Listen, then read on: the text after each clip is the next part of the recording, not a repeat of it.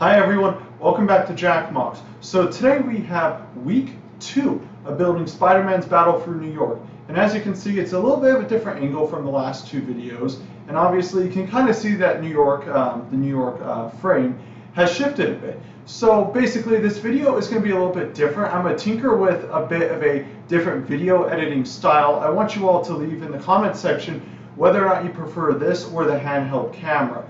So without ado, let's just kind of go into basically a little bit of an outline of this video. So as you can see, much has changed. There's been a huge dramatic change from week 1. As you can probably tell, I also have some lighting around here. We're going to go more into that as well. I made a significant amount of progress. I probably added maybe a good 2,000 pieces to this, which I am so excited about. So we're basically going to go into that. We're also going to go into some sets I've ordered that are basically going to expand upon New York City.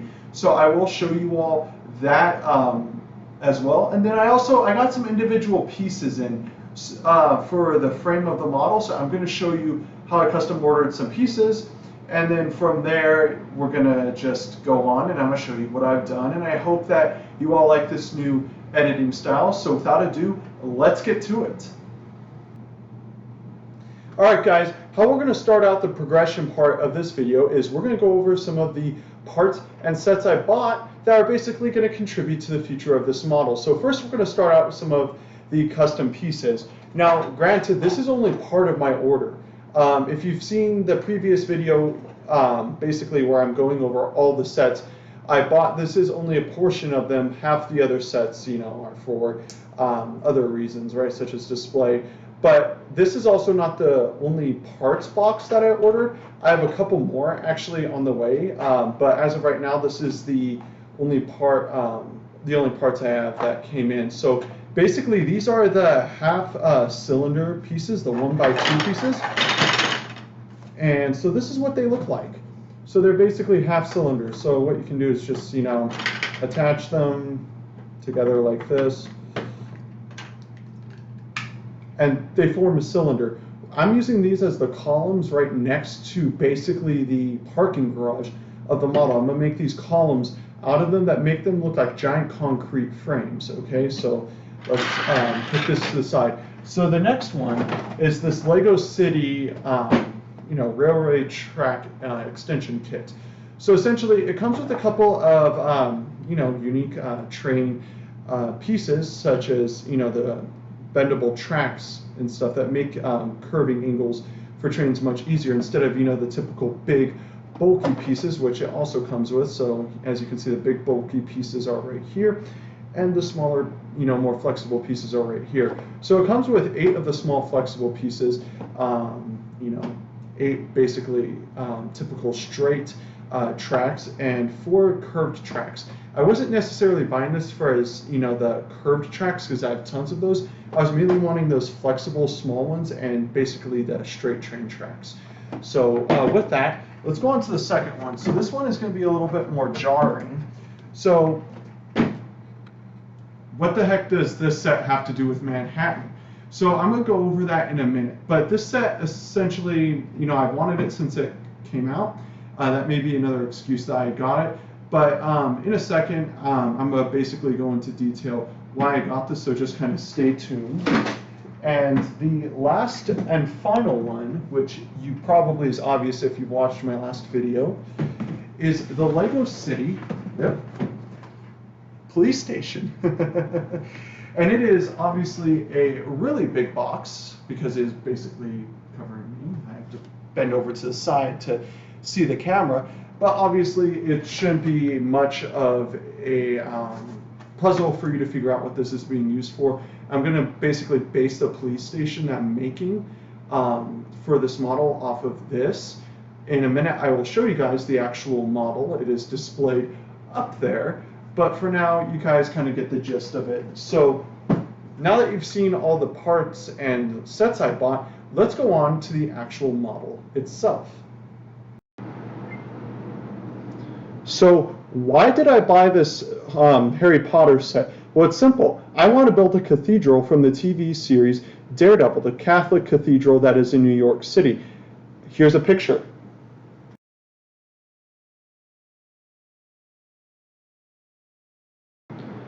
So now you know what it looks like, you kind of have an idea of where I'm going with this. So this little section right here of the upper level, this little square, is going to be the Catholic Cathedral. So it's going to be right across from Oscorp, and then this is where the Daily Bugle is going to be. So it's going to be towards the end of the model, and then right here is where the bridge is going to be. So it's going to kind of be towards the middle corner, so to speak.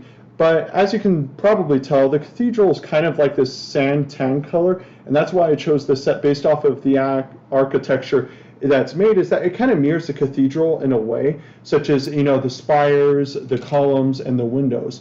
So now that we got that out of the way, let's get on to the actual model itself. So this is basically the right side of the model. This is where I made probably the most progress, and this is where the main focus of at least the progression part of this video is going to be. So this is probably the cleanest part of this model, just to be honest here. So as you can see, the sewer system right here has started. This is the opening, at least right here. Then it leads to what's going to be a pillar, which is going to be put against these inverted studs, which is going to lead to basically the subway system. So the subway track starts to the tunnel down there and then goes all the way around. So I created these columns to kind of open it up and to kind of show the tunnel. So without ado, let's get to the tunnel. The tunnel portions of this model I absolutely love. As you can see, you can get basically a pretty good view. If I slide it over some, that's where the subway train is basically. And once I remove the columns, it exposes this little entrance into the subway and basically, you know, the sewer system itself. So the store does open and close, albeit not that well, because it's not really a Lego door as much as it is a Lego panel, but I would say it still fits. So obviously you got the sewage pressure valve right there, the little key code box for people to enter and exit, and I kind of tried to make this kind of look like a platform in a way. So I used a lot of snot tiles and bricks to kind of give it this like old rundown feel.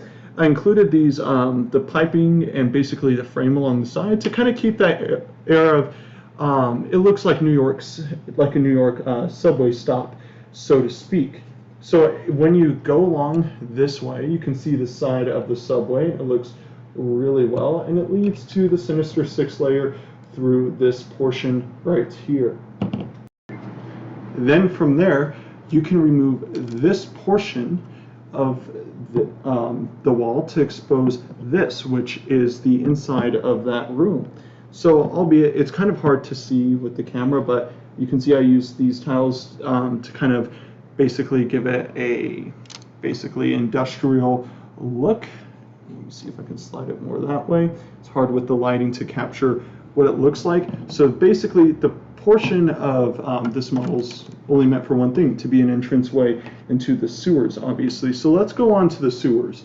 So the sewers were kind of built using these basically hinge pieces that kind of create this circular shape in a way, which I really like. And I kind of tried to make it look as smooth as possible, also kind of as rough as possible, because I kind of do really want to add basically water bricks to it, and the water bricks aren't going to stick unless I have, you know, basically some studs to play with.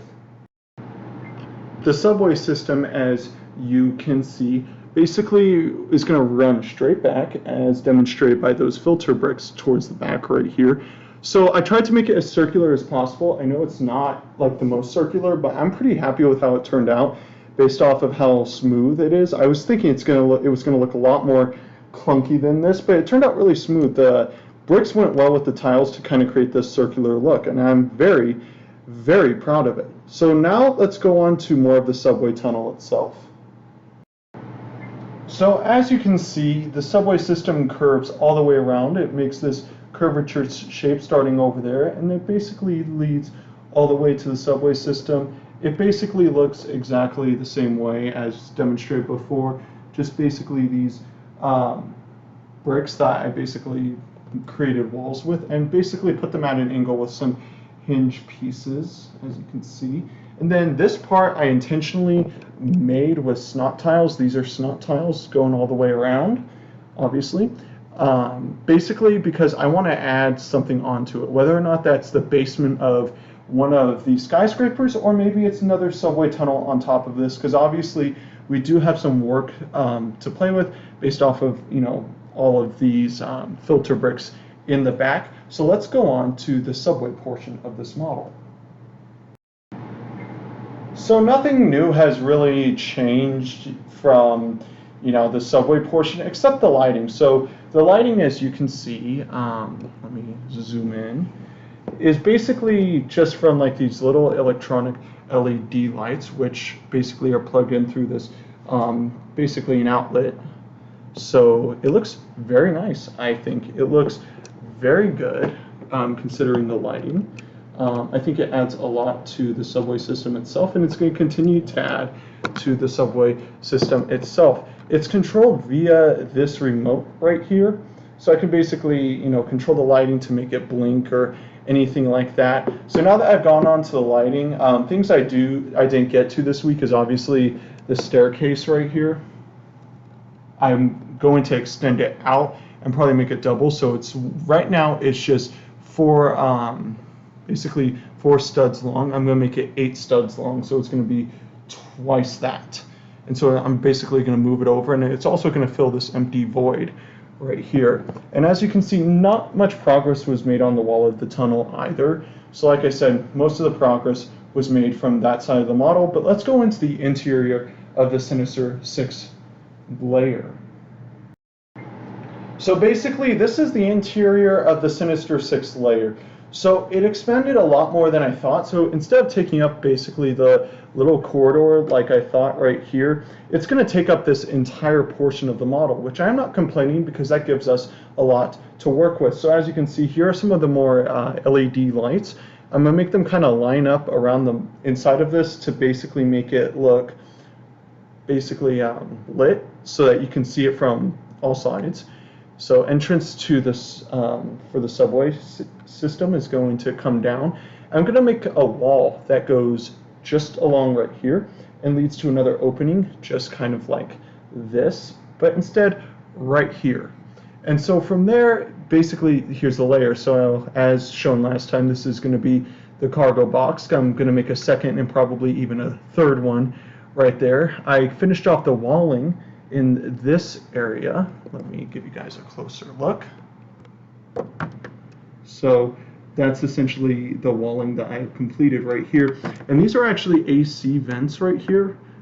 So I got prison bars and attached Lego grills to them, as you can see, just right there.